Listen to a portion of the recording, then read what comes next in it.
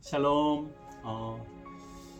주님 안에서 평안하셨습니까? 나사렛 아침 묵상을 또 애청하시는 여러분들을 주님의 이름으로 사랑하고 축복합니다. 저는 뉴욕의 나사렛 중앙교회 김충국 목사라고 합니다. 올 한해는 또 을사년이라고 얘기를 하네요, 그죠? 2025년 을사년. 을사년 하면은 좀 을씨년스러운 느낌이 들지 않을까 하는 생각도 하는데, 을씨년스러운 한 해가 아니고 또 얼싸안는 좋은 일로 얼싸안는 한 해가 되시기를 주님의 이름으로 축복합니다. 이렇게 나사렛 아침 묵상을 구독하시고 좋아요 누르시고 댓글까지 달아주시는 그 3박자를 다 하시면은요, 좋은 일들이 많이 일어날 줄 믿습니다. 음악 용어 중에 레가토라고 하는 단어가 있습니다. 이음줄 또는 붙임줄, 다른 음이나 이렇게 같은 음을 통해서 이렇게 붙이는 이런 과정을 통해서 레가토라고 하는 음악을 쓰는 것 같은데 들었던 것 같아요. 그런데 우리가 이 레가토라고 하는 것을 통해서 우리 생활 가운데서도 적용하면 좋을 것 같아요. 2025년도 우리가 또 몸담고 있는 가정, 교회, 또 부부, 여러 지인들, 또 세상에서도 삶을 통해 가지고 이렇게 모든 것을 대화하는데 딱딱 끊어지는 것이 아니고 부드럽게 이어가지고 이렇게 부드러운 모습으로 나가면 어떨까 생각합니다. 그래서 저분은 참 주님 안에서 레가토한 사람이다 이렇게 하시면 참 좋을 것 같고요. 한술 더 떠가지고 레가티시모, 그죠? 완전 매우 부드럽게 연주하라고 하는 그런 뜻인데 그런 우리 크리스찬들이 되면 어떨까 하는 생각이 듭니다. 오늘 은혜 받으실 본문 말씀은 3장 전체 중에서 중심된 말씀인데요. 3장 11절에서 14절까지 말씀이 되겠습니다. 열왕기상 3장 11절에서 14절까지 말씀 제가 봉독해 드리겠습니다. 이에 하나님이 그에게 이르시되 내가 이것을 구하도다. 자기를 위하여 장사하기를 구하지도 아니하며 부도 구하지 아니하며 자기 원수의 생명을 멸하기도 구하지 아니하고 오직 송사를 듣고 분별하는 지혜를 구하였으니 내가 내 말대로 하여 내게 지혜롭고 총명한 마음을 주노니 내 앞에도 너와 같은 자가 없거니와 내 뒤에도 너와 같은 자가 일어남이 없으리라. 내가 또 내가 구하지 아니한 부귀와 영광도 내게 주노니 내 평생의 왕들 중에 너와 같은 자가 없을 것이라.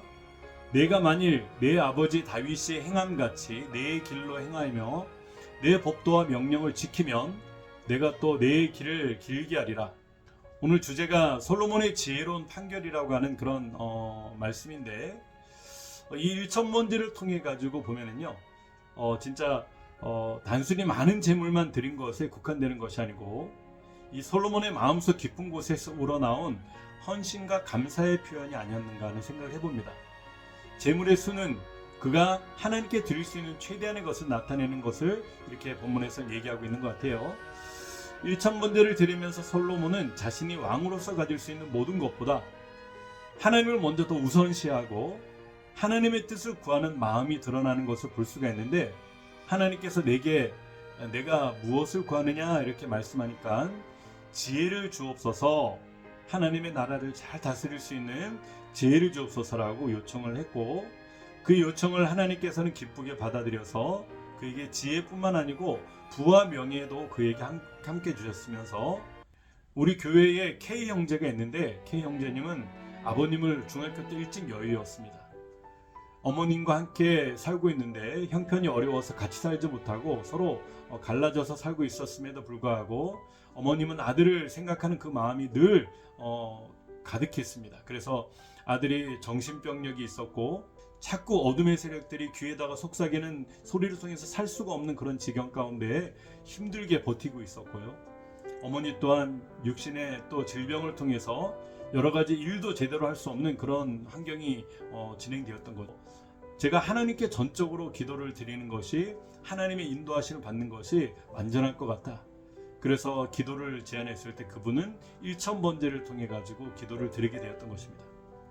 하루에 3회씩 매일 찬양과 또 말씀과 또 기도를 통해 가지고 하면서 그렇게 진짜 2년이 넘도록 그렇게 기도를 하기 시작했고, 저 또한 중보기도 하면서 나아갔더니 2년 동안 기도가 마무리되는 그때에 하나님께서 놀라운 길을 열어주시기 시작하는 겁니다. 믿기지 않을 정도로 아들의 정신적인 아픔이 회복되기 시작했고, 귀에서 들리는 어둠의 세력들의 이상한 소리도 드디어 들리지 않게 되었으며, 또 이 아들을 통해서도 공동체 생활하는 아들이 뉴욕시에서 살 수 있는 그런 집을 해결해 줘가지고 집도 나왔고, 그리고 이 교회에 나와서 온전히 예배 생활을 할 수 있으며 저와 함께 거룩한 예배를 드리는 귀한 예배인이 되었다고 하는 것입니다. 또 뿐만 아니고 형제뿐만 아니고 어머니에게도 하나님의 은혜가 임했는데, 어머님도 평생에 그렇게 살 수 없었던 그런 지경에 좋은 아파트에 당첨이 되었어요. 아직 환경이 열리지 않은 그때였지만은 하나님께서는 확실하게 열어가지고 최고 좋은 전망이 있고 아름다운 높은 층에 모든 것을 통해서 편리한 그곳에다가 아파트를 허락해 줘가지고 주일마다 예배하며 나아가는데, 제가 이사 예배를 드리러 갔을 때 그분이 눈물 지으면서, 목사님 남편 잃고 오랜 시간 힘들었었는데, 아들 때문에도 너무나도 힘들었었는데 이렇게 아들도 잘 되고 또 귀한 집까지 주셔가지고 햇빛이 잘 드는 이런 아름다운 집에다가 가꾸게 되니까 너무나도 하나님의 큰 기쁨이 임하는 것 같아요. 목사님 은총입니다. 그러면서 그분이 눈물 짓던 모습을 기억하는 것입니다. 1차 문제를 통해서 하루아침에 5가지 이상 문제를 해결된 그 순간을 저도 함께 감격하고 기뻐했던 것입니다. 첫 번째로 지혜를 얻은 솔로몬은요, 모든 판결을 지혜로, 하나님께서 주신 지혜로 판결을 했다고 하는 것입니다. 열왕기 3장에는 두 여인이 한 아이를 두고 싸우는 장면이 전개되는데, 모두가 자기 아이라고 얘기를 하면서 싸우게 될 때 솔로몬은 진짜 이게 누구의 아기인가를 찾기 위해서 그 아이를 죽이라고 했고, 그 친모는 죽이지 말라고 얘기를 했으며, 그러면서 그 상대방이 주라고 얘기를 했을 때 솔로몬이 진짜 어머니는 그 상대방이 아니고 바로 이 여인이라고 해서 그 모든 판결을 지혜롭게 판결했던 사건이 나옵니다. 그래서 솔로몬은 그 사건의 해결뿐만이 아니고 그 사람의 마음을 통해 가지고 하나님이신 지혜로 진짜 엄마가 누구인가를 판결했다고 하는 것입니다. 두 번째, 솔로몬의 지혜를 통해 가지고 누구의 지혜를 봐야 되냐면 예수님의 지혜를 봐야 된다고 하는 것입니다. 예수님의 지혜는 우리 가운데 솔로몬의 지혜와는 비교할 수 없는 놀라운 지혜라고 얘기를 하고 있습니다. 예수님이 가르치셨던 많은 비유들 역시 사람들에게 하나님의 지혜로 그들의 마음을 움직이는 귀한 사건으로 나타났고, 한 예를 들면 가늠한 여인을 용서했을 때 예수님께서는 너희 중에 죄 없는 자가 먼저 돌로 치라고는 말씀을 하셨고, 그 사람들에게 진정한 회개와 자비를 깨닫게 하면서 하나님께서는 지혜로운 방법으로 바로 그 여인의 모든 문제를 해결해 주었던 것입니다. 예수님은 우리의 영혼을 살리시기 위해서 십자가에서 대속의 죽음을 맞이하셨습니다.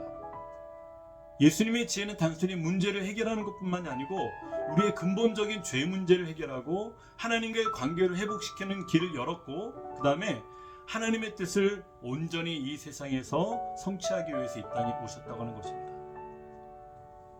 세 번째, 예수님과 솔로몬의 지혜의 중심은 어디 있습니까? 바로 마음을 보는 지혜에 있는 것입니다.